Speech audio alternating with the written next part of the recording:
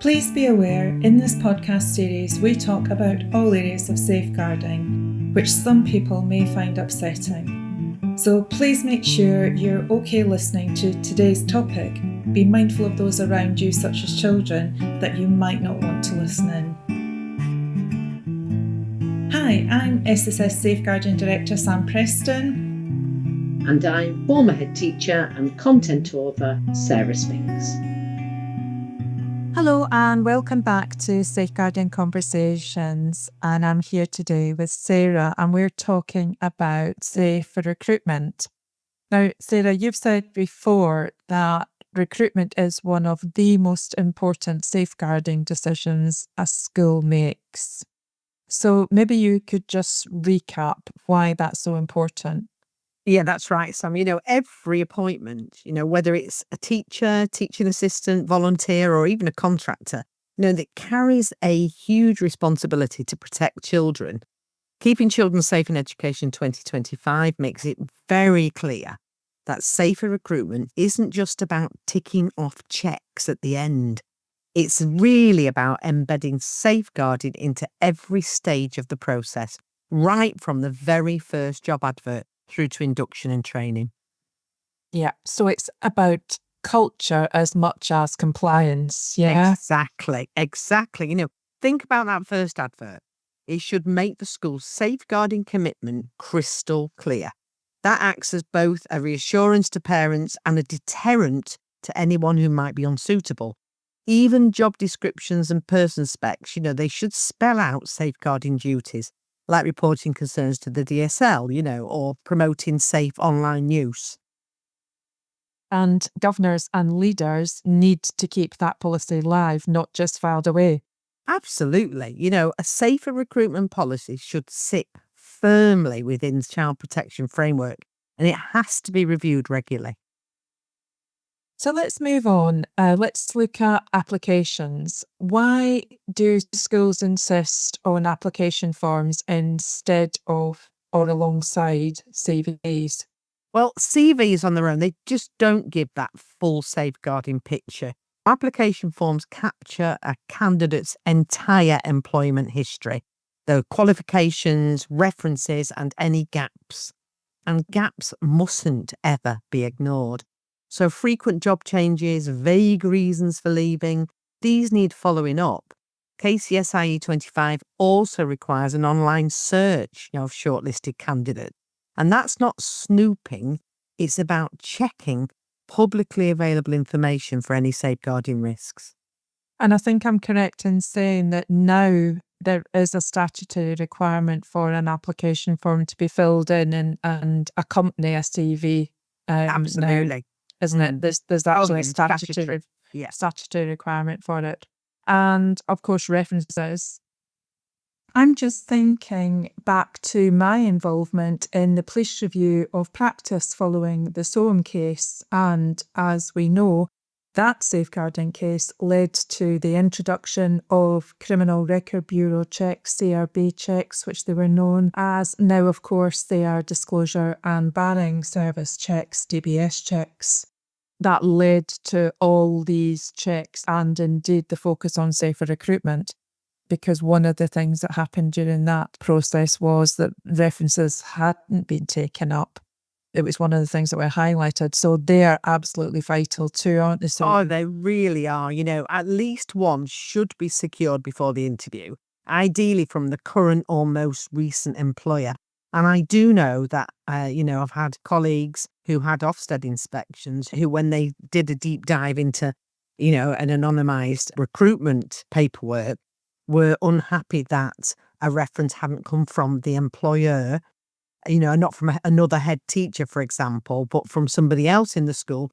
And it could be that only the head teacher knew about something that may have occurred within employment. And if the reference looks vague, schools must chase it up.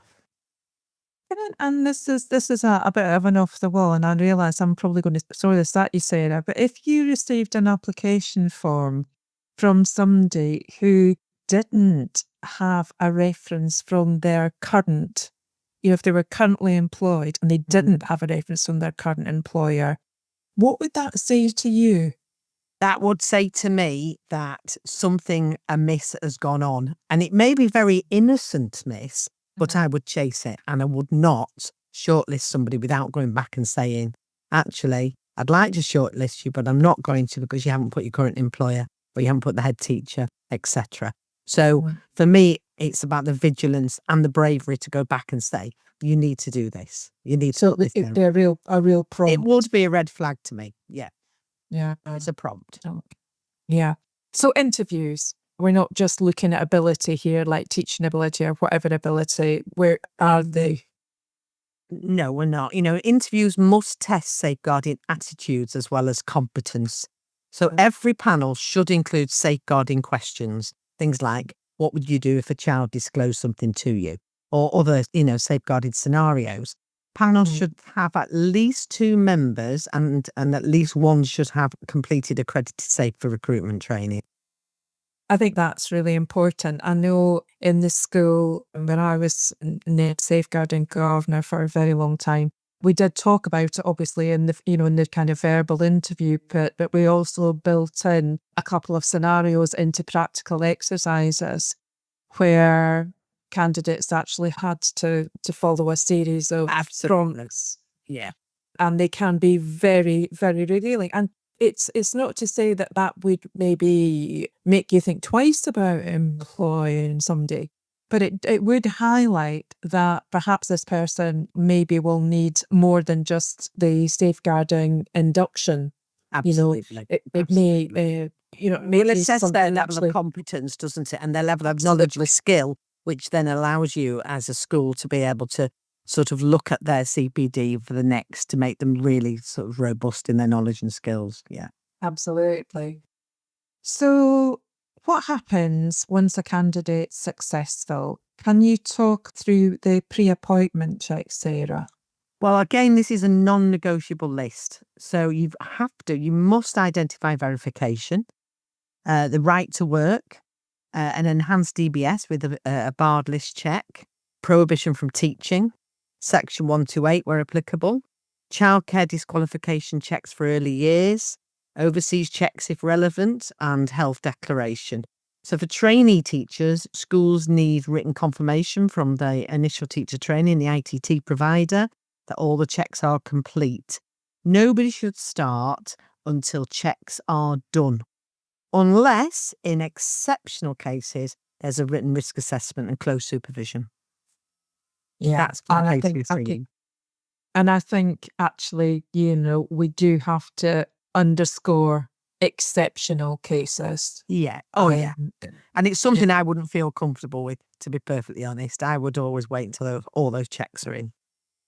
I think the only time, and I'm sorry, I'm just reflecting. I think the only time I've ever done it is where I had pupils who didn't have English and had quite an unusual language that we had no speakers in school. And so we did actually bring in a member of staff before the clearance was obtained, but we put additional risk assessment measures in place to do that. They certainly weren't working in regulated activity. Yeah, and they'd be supervised to ensure that everything was clear. Yeah. Absolutely. And I mean, just while we're saying this, it's not just staff, is it? We're talking about volunteers, supply staff, contractors, they've all got to be covered, haven't they, Sarah? Absolutely, yeah. And volunteers may need an enhanced DBS if they are working in regulated activity. Otherwise, schools must risk assess.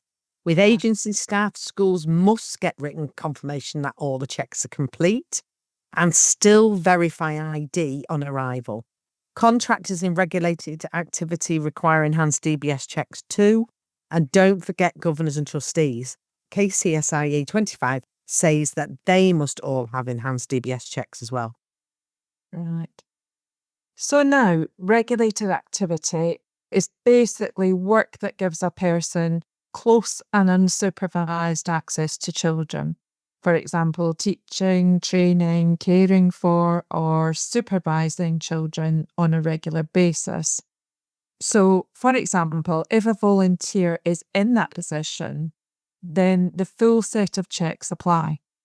If not, schools must complete a risk assessment to decide what checks are proportionate. And I think that's really important. It isn't just whether they're applicable, it's the proportionality. Which brings us to the single central record, the SCR, which I know it's become such a huge, huge document, isn't it? Because it's often seen as the inspector's favourite document. Oh, it is. It really is, yeah. The SCR, it's a statutory requirement and it must include a record of every single pre-appointment check that's been carried out, whether that's for staff, supply, teachers, governors, contractors, or volunteers in regulated activity. It's not enough to just do the checks. You have to be able to show that they've been done, and the SCR is the school's central evidence of these. Ofsted will always want to see it, and a well-maintained SCR demonstrates really that a school's commitment, it's their commitment to rigorous safeguarding practice. So it must be clear, it must be well used. I mean, it's a really important document. Yeah. So recruitment doesn't just stop at the job offer. What about induction? Well, every new starter must receive Part 1 or Annex A, if appropriate, of KCSIE, plus the Child Protection, Safeguarding and Staff Policies and Staff Code of Conduct. If they need to know who the DSL is, they need to know that and how to report concerns and what safe practice looks like. For early career teachers, safeguarding has to be woven right through their induction period, and it's not a one-off. It's ongoing development. Absolutely. So in summary, safer recruitment, it isn't a checklist, is it? No, it's a golden thread through every stage of hiring. Done properly, I think it really creates a culture where safeguarding is visible, it's embedded, and it's shared by everyone. So that's how I think we build schools where children are safe and supported and able to thrive. Thanks, Daniel. I mean, that's a comprehensive overview I think we've covered today. And I would just say to listeners, safeguarding isn't just one person's job. It's not the job of the person managing the single central record. It's everyone's responsibility, right from that first advert to the person's very last day in the school. So thanks for joining us, and until next time, our mantra, stay vigilant and keep children safe, and please join us next time.